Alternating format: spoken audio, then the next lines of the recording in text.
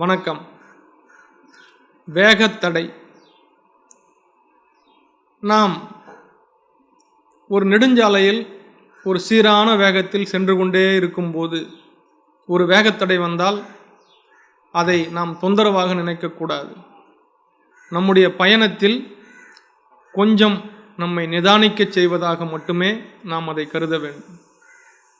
ஏனென்றால் வேகத்தடை என்பது நம்முடைய மனதை கொஞ்சம் ஓய்வெடுக்க செய்வதற்காக பயண தூரத்தில் பயண பாதையில் சற்று நேரம் நாம் நிதானித்து அந்த இடத்தில் செல்ல வேண்டும் என்பதற்காக போடப்படுவதுதான் வேகத்தடை.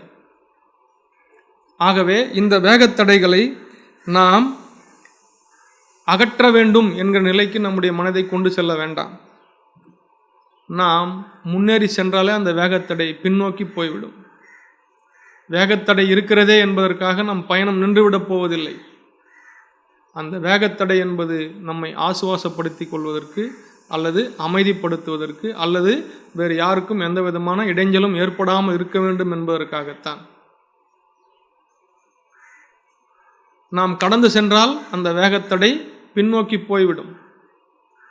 எனவே நாம் இந்த ஸ்பீட் பிரேக்கரை நாம் என்ன பண்ண தேவையில்லை, ஒரு தடையாக கருத வேண்டாம்.